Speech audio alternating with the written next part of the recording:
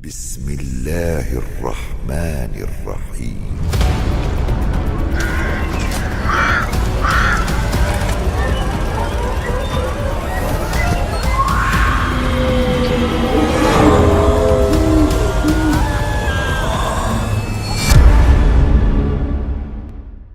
Assalamualaikum, nama saya Nafri. Umur saya 20 tahun dan saya berasal daripada Johor. Hari ini saya nak menceritakan tentang kisah seram saya sewaktu selepas saya habis SPM. Time tu saya buat part time security guard kat sebuah sekolah. Sekolah tu dekat area Johor lah. Kawasan tu memang banyak hutan, jadi benda tu memang seram sikit lah. And selalunya part time ni dia punya jadual kerja tak sama macam security guard yang permanent. Maksudnya kita orang ni akan tunggu saja bila dipanggil. Contohnya kalau ada orang tak datang ke apa, kita orang akan dipanggil lah. So selama ni memang saya dapat shift siang je, saya tak pernah dapat shift malam. Tapi ada satu hari tu saya dipanggil untuk masuk shift malam untuk gantikan salah seorang ni sebab dia tak sihat apa semua. Jadi saya pun okey je lah kan. Jadi guard ni setiap 1 jam saya kena buat rondaan kat dalam kawasan sekolah. Semua tingkat apa semua saya kena buat rondaan daripada tingkat 1 sampai tingkat 4. And sekolah tu pun kawan saya banyak cakap memang keras sikit. Jadi saya pun anggap benda tu sebagai gurauan. Pukul 8 sampai pukul 11 time tu memang tak ada apa sangat. Memang okey je. Semua berjalan dengan lancar. Benda seram tu berlaku start pada pukul 1 pagi. Time tu saya baru je habis buat rondaan untuk pukul 1 pagi. Saya duduk sekejap, saya main phone apa semua. Sementara nak tunggu pukul 2 tu, tiba-tiba saya ada dengar ada macam satu suara beri salam. Tapi salam tu tak penuh tau. Dia macam beri salam separuh je. Suara tu macam suara nenek-nenek macam tu kan. Saya toleh lah belakang, tapi memang tak ada apa-apa. Saya pun check lah kat kawasan pos yang saya duduk tu, ataupun pondok lah. Saya check keliling apa semua, memang tak ada orang. Saya pun macam buat tak kisah je lah. Tapi sebelum ni pun memang ada orang cerita pasal kat pos tu memang banyak gangguan. Contohnya ada bunyi orang berkawat, bunyi ketuk-ketuk pagar apa semua. Lepas tu ada macam kereta tu lalu tapi tak ada orang dalam kereta. Tak ada orang lah, memang kereta tu jalan sendiri. And kebetulan time tu memang first time saya dapat shift malam. Saya pun macam okey, mungkin inilah kot gangguannya diorang cakap. So pada pukul 4 pagi tu saya buat lah rondaan macam biasa kan. Pukul 4 tu saya start pada bawah apa semua, tak ada apa-apa masalah. Start saya naik tingkat 4, time tu sekolah tu memang gelap lah. Saya tengah buat rondaan, saya bawa lampu suluh kan. Saya ada terdengar macam bunyi orang naik tangga. Saya suluh lah kat tangga tu kan, tapi memang tak ada orang. So saya macam anggap perasaan saya je lah kot. Saya pun buat rondaan macam biasa. Saya cek setiap kelas apa semua. And tiba-tiba hujan pun turun. Hujan lebat turun kan. Saya pun fikir lah, kalau hujan macam ni memang saya takkan dapat balik kat pos lah, sebab memang tak ada laluan yang berbumbung untuk pergi kat pos saya. Jadi saya ambil keputusan untuk duduk kat kelas mana-mana, duduk je sementara tunggu hujan berhenti. Dan saya tengah tunggu tu, tiba-tiba ada bunyi putih kuat yang membuatkan sekolah tu blackout. Jadi gelap lah. Saya pun buka lampu suluh. Bila saya suluh dekat tingkap, betul-betul tingkap kelas tu, saya nampak macam ada satu bayang macam bentuk nenek kebayan. Dia macam tengah tuju dekat pintu kelas yang saya tengah duduk. Saya pun takut lah. Saya pun ucap apa semua. Saya pejam mata. Macam ada orang tengah pandang saya depan-depan. Saya pun pejam je lah mata sampai saya dengar bunyi azan subuh. Bila dah azan subuh tu, saya cuba lah buka mata saya. Time tu memang gelap lagi lah. So saya terus turun. Saya terus balik pos. Memang seram. Katanya dulu jadi nenek kebayan tu sebab ada seorang nenek ni mati kena langgar kereta silap saya. Itu mulut orang lah. Jadi saya macam, oh mungkin tu lah kot yang ganggu saya.